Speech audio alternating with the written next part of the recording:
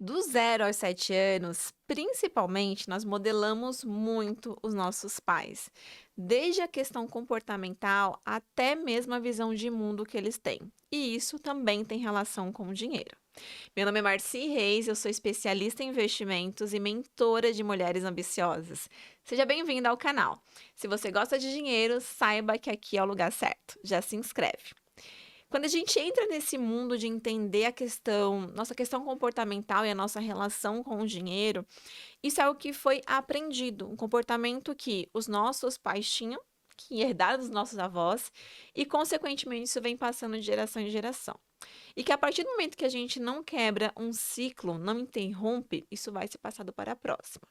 É claro que tem muitas coisas que a gente aprende que são boas, que nós herdamos deles, mas tem coisas que não fazem tanto sentido para a nossa vida. E algumas delas têm relação com o dinheiro.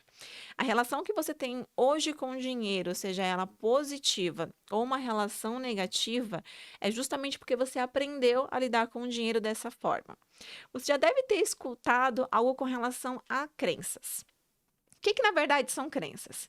Crenças são verdades ou inverdades, mas na verdade são pontos de vistas que você tem como verdade, mas que não necessariamente são verdades. Entendeu? Para ficar ainda mais claro para você, eu uso muito uma frase na minha vida que diz o seguinte: a verdade é tudo aquilo que você decide acreditar. Então, uma crença é, na verdade, isso. Se eu aprender que essa taça aqui ela é azul, aprendi a minha vida inteira que essa cor aqui é azul, não importa o que me digam, eu vou continuar dizendo que essa taça é azul, mesmo ela sendo de uma outra cor. Isso é uma questão de crença que foi enraizado ao que me disseram que era essa cor e, consequentemente, eu acreditei. Por quê? São os meus pais, são as pessoas que me amam, enfim, que me deram educação e, consequentemente, eu acabo acreditando nisso. Mas, com o tempo, eu cresço, eu vou tendo contato com outras pessoas e eu vou vendo que, na verdade, esse copo aqui, essa taça, ela não é tão azul assim. Ela pode ter outras cores. E a partir disso, eu tenho a percepção de saber de verdade o que é a cor real e o que é aquilo que me fizeram acreditar. E isso é uma crença. Com relação ao dinheiro, trazendo isso para a nossa vida financeira, a gente também aprende muitas crenças. Muitas frases que são ditas durante a nossa infância e adolescência e que a gente acaba tomando como verdade. Algumas delas que você também já deve ter escutado. Lava essa mão, pegou no dinheiro, o dinheiro é sujo. Rico só tem dinheiro porque é desonesto. Dinheiro não traz felicidade. Essas são algumas frases ditas diversas vezes e que eu também escutei muito. Para você ter ideia, na minha vida no geral, e aí trazendo um ponto até para a gente trazer essa conexão de você entender, né, essa questão da relação com o dinheiro e que não é só você que vive isso nesse momento, mas eu também vivi, inúmeras pessoas vivem. Eu passei um momento da minha vida onde eu morava em outro estado. Morava numa cidadezinha da Bahia, que foi onde eu nasci. Vivi lá até os meus 6 anos e tinha um estilo de vida lá, um estilo de vida muito abundante. Ou seja, eu tinha o que eu queria como criança, com relação a roupa, brinquedo, alimentação. E aí, consequentemente, meu pai fez uma transição de vir para São Paulo em busca de emprego, melhoria, e automaticamente minha vida deu um 360. Mesmo sendo pequena e mesmo não tendo tanta consciência disso, eu saí de um momento de muita abundância para um momento de escassez.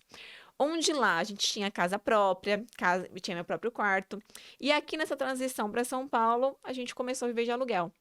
Então, a minha vida realmente, eu tinha um patamar, mudou completamente. Quando criança, a gente não tem muita noção disso, dessas mudanças.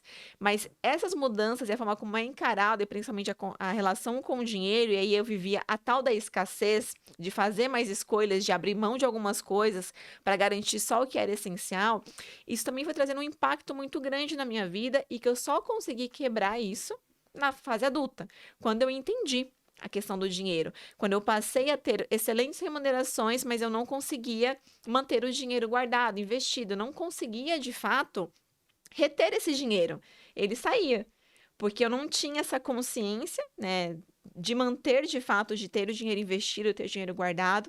Tinha muito a questão de vai faltar um dia, então eu prefiro gastar hoje, nada como viver um dia, né? O amanhã a Deus pertence, vou viver o hoje, enfim, que isso também é uma crença que muitas pessoas utilizam e eu também vi isso na minha vida. Então, a partir do momento que eu entendi de fato que isso era uma crença que eu aprendi, eu sabia que da mesma forma que eu aprendi, eu poderia desaprender ou ter um novo aprendizado, né? Ressignificar. E foi isso que eu passei a fazer, até para melhorar minha relação com o dinheiro, até para ter mais noções com relação a isso, com relação a quanto eu ganhava, quanto de fato eu poderia gastar para não ultrapassar, quanto eu ia destinar para eu investir, para sempre ter dinheiro, nunca faltar, sempre ter sobrando. Então, isso foram coisas que eu fui aprendendo já na fase adulta. Mas enquanto criança, enquanto transição, eu tive os dois cenários, abundante e escassez. Justamente porque foram crenças que foram implantadas de aprendizados que eu tive durante a minha vida, até chegar o momento de eu entender o que de fato eu estava vivendo e conseguir quebrar essa crença. Isso é um ponto que você também pode fazer, de você melhorar a sua relação com o dinheiro. Aquilo que a gente tem automaticamente na nossa mente reproduz no nosso bolso. Então, se hoje você tem a consciência ou tem noção de, eu tenho pouco dinheiro, eu gostaria de ter muito mais do que eu tenho, é justamente porque você tem algumas crenças implantadas ou porque te falta, nesse momento, o conhecimento suficiente para que você consiga gerar mais dinheiro, trabalhar com outras coisas, ter promoções, ter aumento salarial, enfim. Mas tudo isso por quê? Porque a gente primeiro precisa mudar a nossa mente para que depois a gente tenha o resultado no nosso bolso. Isso acontece de forma automática. É claro que a mudança não é drástica da noite para o dia, mas como você vai adquirindo mais conhecimento, mais consciência, ou mesmo autoconhecimento de como você lida com o dinheiro, tudo na sua vida tende a ficar melhor. Porque o que a gente tem aqui reflete no nosso bolso.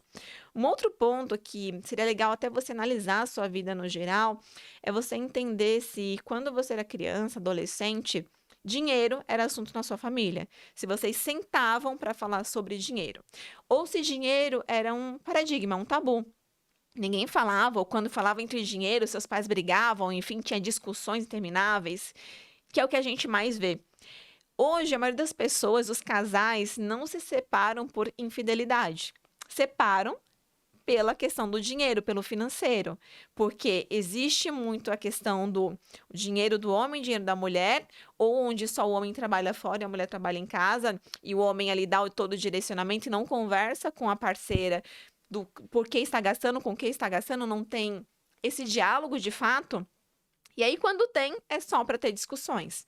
Então, se você não teve esse convívio com o dinheiro não foi pauta na sua casa, isso também é um ponto de ter criado uma crença, um ponto de escassez na sua vida também, e de você não ter uma boa relação com o dinheiro hoje.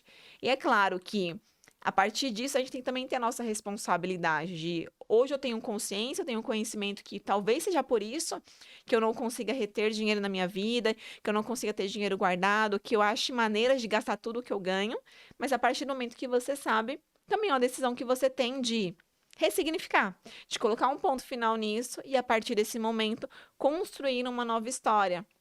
Construir uma nova relação com o dinheiro. Se na sua casa não se falava no dinheiro e você nesse momento está constituindo família, enfim, mora com alguém, e tem um parceiro, parceira, enfim, é uma decisão sua também de começar a colocar o assunto dinheiro em pauta, de não falar é o meu dinheiro ou o seu dinheiro, de falar é o nosso dinheiro. Então, você tem a oportunidade de construir uma nova história a partir do momento que você tem consciência, você tem conhecimento de que o que você aprendeu não necessariamente é o que é correto. Você pode ter, sim, construções diferentes, até para quebrar essas crenças, quebrar esse aprendizado, aprender de outras maneiras, ressignificar e, claro, ter resultados muito melhores quando o assunto for dinheiro. Eu quero te convidar a comentar, deixar aqui nos comentários uma das frases que você ouviu durante toda a sua infância, adolescência, enfim, com relação ao dinheiro, e que nesse momento você vai dar um novo significado para ela.